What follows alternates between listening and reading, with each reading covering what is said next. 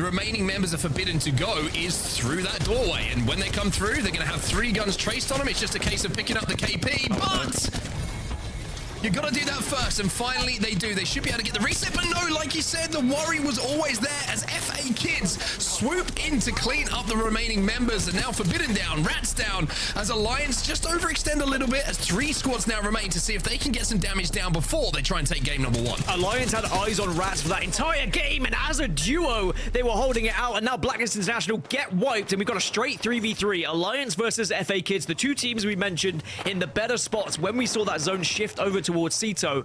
But now FA Kids on the south, they have to fight uphill slightly here, and they're trying to make a move quickly. I love this. Try and take the height away from Alliance. Yeah, they tried to take the height away from them, and they have done so. I also tried to just isolate those 2 players who were a little bit split from Hackis on the Pathfinder, who was probably thinking, hey, if you take damage, I can grapple into you. But losing the height is one thing, playing off this rock is another. And Zidane, who picks up one of the first kills of the game today, wants to pick up the last as well. He is flying it. Wow. He is playing with all sorts of confidence. They take the height. They are fully on top of Alliance right now, and it's great damage in this fight. Big damage coming in from Zidane. He should be able to get this knock. J Savage will help him out in that situation. A lucky down as well. And Hackis on the Pathfinder, well, he's going to use a zip. It's not his own, but he's made it a little bit more winnable here. He's got the spray with the Havoc, but it's still a 2v1 situation. FA Kids will take it. Hackis can't make the magic happen. Then it will be FA Kids who managed to take the height of Alliance in those final moments, so be your champions at game number 1. Wow. Yeah, Gaming Gladiators took advantage of that, and even though the 3v3 fight was isolated, as soon as the zone came in, it allowed Gaming Gladiators to get into a spot to join in, and now they hold one of the better positions. But it's 3D Max who are going to be their biggest concern, because 3D Max are watching all these 3 other teams now who all have to move out of the building at the same time. The only downside for 3D Max is if they get targeted. If all these teams within the building look south at the same time, 3D Max could be obliterated. Rolling teams without the revved up Rampage, running a little bit low on ammo, don't have a lot of ways to fight up against 3D Max. Their nades aren't finding purchase because of this pylon. 3D Max sit back and control a lot of space. You just got to make sure no one walks up on you, and the Devo is going to make that easy work. Up on top, however, Gaming Gladiators have made the move. They're playing on top of the silo, picking up kills. Stay healthy, go down, and Gaming Gladiators are farming. Somehow 3D Max need to survive on low ground. 3D Max should still win from this position, though, because the other 2 teams are still scrapping, but we've got the height from Gaming Gladiators, which actually throw a spanner in the works, and now GG with a fantastic opportunity to win here. It's just, there are only 2 teams that can fight each other on low ground, and as rolling teams expire, Gaming Gladiators know what they gotta do. Marvelous play from them to take the control of the silo, the only team that could do it, and nobody else could do naught but watch. I think... So finally, a little moment to breathe, a little moment to get some oxygen back in the lungs, as everybody who has fought their way into this zone has either succeeded or fallen. Players going to be smoked off by 9 Lives as well. And you have to wonder if 9 Lives are going to be in a position if they take this fight. Players of Blacklist International to 3rd party efficiently. It looks like players are going to try and take this fight. A couple of knocks on either side. Finish comes in as well. Kashak looking for the armor swap. He will get the armor swap as well. And players still have 2 alive. But here come 9 Lives. This has surely got to be their game. But no. Orphan's gone down. Surely the swing will cement it. And yes, indeed, 9 Lives Esports. They pick their moment and they convert that game into a win. Yeah, 9 Lives who had that western side, just being able to take the building on the southwest and go unnoticed whilst everyone was moving amongst the chaos there. The nades not finding purchase is really hurting, and this is the 2nd time that EXO, with their fuse composition, has gone up against a Watson and been left a little listless. And look at this as well. JMW, that gem position is so smart, but it looks like EXO Clan, I mean, they don't worry about intelligence at this point. They just want to send themselves to the top of the leaderboard. They are going to fly forward. You can see they're popping the ult, but again, just being slowed down by this Watson. And even with all Red Evo, even with all the HP you can get in the game, they just can't find an angle to play. And there's no cover when eventually they should choose to drop down. So EXO have to find a creative way to bully Blacklist. Now in comes the swing from Slayers. That is a lot of damage. Slayers may have just single-handedly won this fight. As down goes Yarka, down goes Blacklist. Slayers eviscerates the 2nd squad. I mean, that's going to take anyone a long time to counter that number. If you start from 0, Slayer shows how to get it done when you've got no cover. Well, you just beam someone. It's as simple as that. And EXO Clan, I mean, what a game. And NIP, what an opportunity this is. 3 games in a row without information to play off of. The previous 2, missed opportunities for sure, but maybe not their fault. And this time, they have their own destiny in their hands. Taking a little bit of a peek on that staircase, but not able to get that damage again. And NIP, who are one of the teams in the top 8 in those playoff spots as we came into today, but they don't want to fall behind. They want to keep pushing their advantages. Now Amphi's just gone down, and NIP should be able to get the res though, because they've got the catwall available to them. 2 catwalls down, 1 has already fallen, and now you can see Danish are going to be potentially pushed here by Full English. One thing the Danish have done well is keep that bang ult available, right? They held on to it, so anyone who has to move now from the open ground, from the cover across the open ground is going to have to take a little bit of damage, and that's exactly what NIP are finding. However, Full English are finding out at the moment that this isn't going to be an easy game to win either, and Danish just set up surely to take this one home down. Danish should take this unless we see anything miraculous from NIP or Full English, but Danish have everything they could possibly want. It's as easy as that. Danish get the victory. They held their RV for so long, but most importantly, they won the big fights in the early game to give them that spot. Well, we might see a repeat of game number 1 here, Alliance versus FA Kids, and last time it was FA Kids in the 3v3 who got that win, and Alliance had the better evos that time around. Well, this time it's FA Kids who have got the better evo, so we'll have to see if they can deal with Passion UA if this 3v3 is going to take place. And there is that first knock coming in from the man who has been instrumental in the success of FA Kids today. Zidane with the first knock onto Max Strafey. No ult for Zidane, but I don't think it's going to matter too much. They just need to make sure they're playing together here. Don't overexpose yourself, don't overextend and get taken out and put your team in a scenario where they have to fight as a 2. Zidane is taking a very aggressive position, which can work out, but it can also be a detriment if you're not too careful. Yeah, he's being looked over by his 2 teammates here, so they should be able to kind of help him in any situation where he has to escape or needs a little bit of assistance. Bang in center of zone, and will be able to take the height. FA Kids have the zone for now. It's just about if they get the KP alongside a potential win to close out the day as well. Max Strafey will go down again. This time they'll get the finish, and now Passion ULA will be completely and utterly eliminated. Zidane will get the armor swap, and now it is that 3v3 we were talking about, but surely FA Kids with Zidane once again leading the line will be able to close out and get the win in the final game of the day here. But maybe Effector's got something to say about it. Jay Savage goes in now, and it's a 1v2, I'm pretty sure, to close things out here in the favor. Actually, it's a 1v1 to close things out. Jay Savage is trying to move up here. It's a straight 1v1 to win it. And he will win it. FA Kids will win the day as he clutches the 1v1. FA Kids get the job again. They finished just as they started with another victory. Hats off to Alliance for sending themselves up in tied second place with Blacklist International as well. But it is FA Kids who win by quite a considerable margin in the end. Now it's about trying to do what looks like the unachievable here.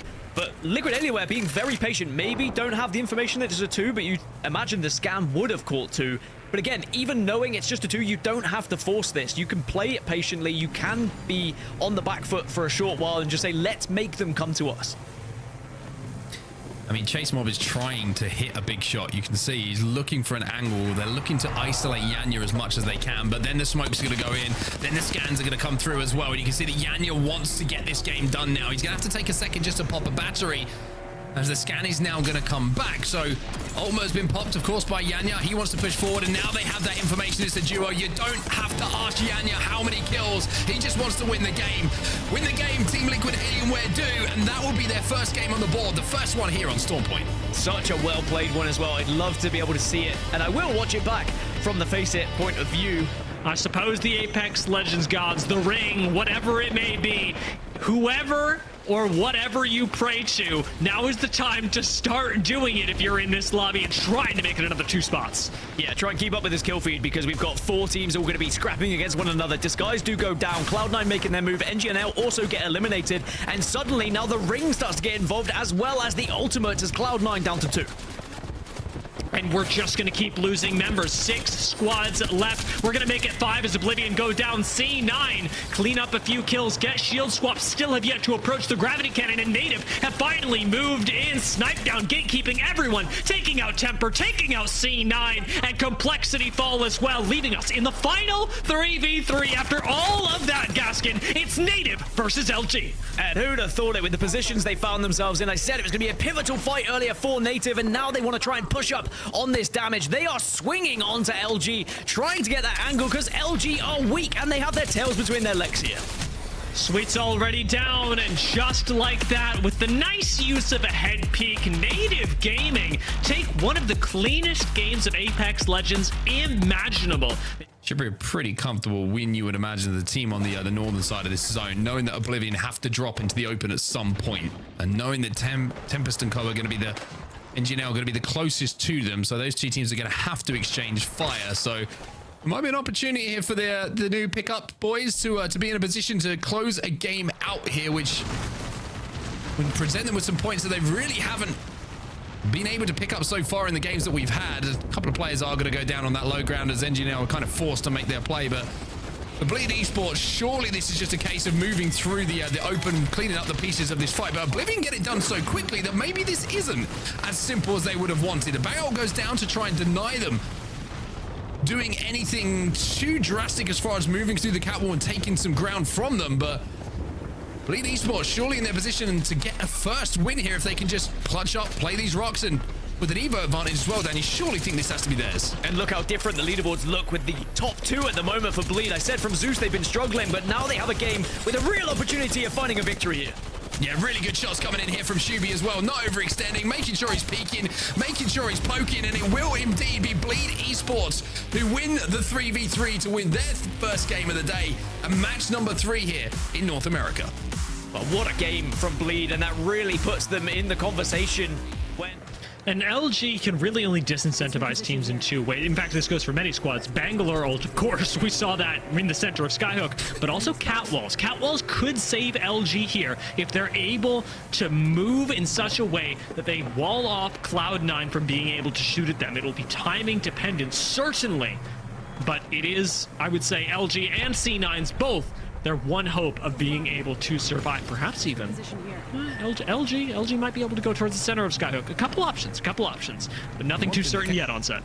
One thing they can do is just hope that Sykes hits a big headshot, and that's going to give them a little bit of space and a little bit more time to make a decision. The catwalk goes down, and that's a smart decision from LG because they'll be able to play this little balcony a little bit longer. Now, are they going to eat this, or are they going to get behind the Watson gem, which has been left behind by another team? So all of a sudden, LG have not just got a little wall to play, a little corner to play. Whoa! They've separated the zone perfectly. Bleed Esports are going to be forced to fight against C9, and surely this is going to be the win here for LG. If they can close this gap now, the catwalk goes down, the blood always popped, and LG might be about to get their first win of the day here. With Shuby down, it does look like LG are dominating this fight. It was a quick 3v3 up against Cloud9, but no amount of speed is going to save you from LG, who are just as fast on the follow-up. That was a wonderful classic reactive Apex Legends. Get ready for these kids up there to run out in front of us. We're hard safe, like right on our rock on this corner. It's kind of awkward though. I'm gonna bang out left. I need a better sight than a 2x, man.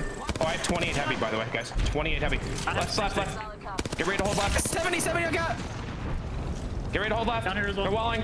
I'm about to bang out them. Through the wall, down the wall. Right here in the Bang out ting. I'm saving Remember, there's gonna be a duo walking up the tunnel below me right here. Where are we playing? Like right here? Over here on me, above the tunnel. Everyone's gonna be in the middle of the open. They're team top tunnel. There's gonna be a duo. We might kill the duo real quick. Kill the guy. Can we scan right below and kill this duo? Can we kill anyone here? I can't. I scanned it on our left. I already scanned it on. Kill left. I'm with you, Sweet. Kill this. Yeah, I'm killing it. Cracked. Nading. Both on the ridge. That's a full 3. It's a full 3, bro. Nice. Last one, Dio behind. I'm waiting for the rest on the ridge. Almost cracked one on me. Rising.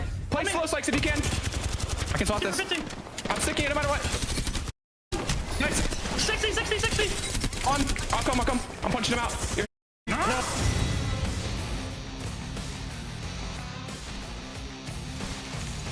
A a wonderful end game from Luminosity, and you can hear the shouts of elation as they pick up their second win in a row today.